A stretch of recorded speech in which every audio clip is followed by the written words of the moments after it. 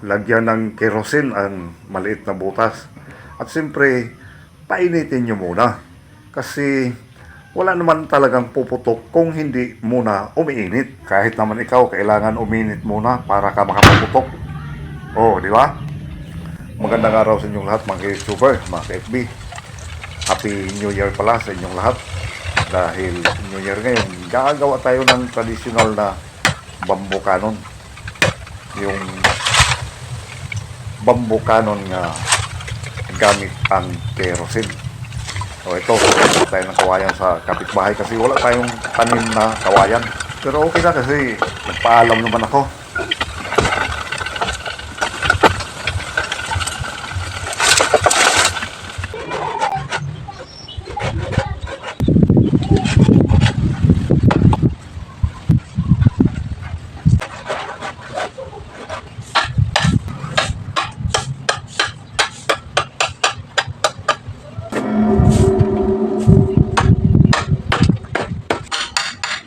Ito, binutasan na natin yung daanan ng kerosene at yung sindihan natin. Dito tayo sa sindi. Ayan, butasan na natin.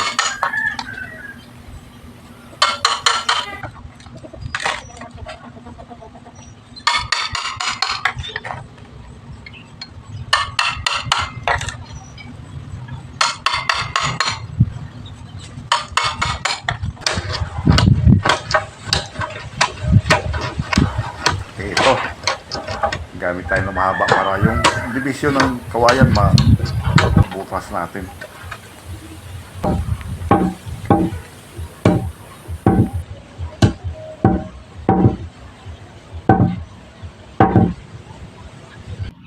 Ito, nilagyan na natin ng kerosene.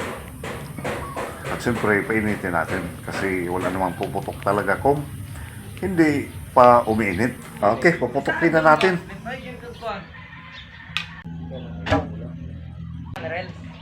Oo, sunay mo may gulay dir. Ay. Huh? Pwede siguro pero diba? Bigay lagi. Demi na call. Gas. From na naman tayo niya. Sura. Tabunin nyo lang kan. Datay.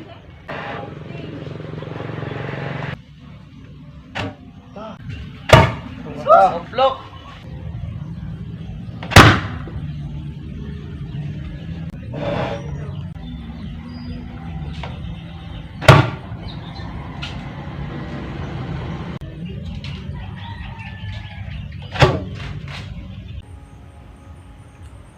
Happy New Year!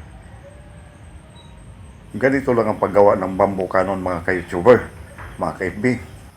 Maraming salamat po sa inyo. Thank you for watching. God bless. And again, Happy New Year, mga ka-FB, mga ka-YouTuber.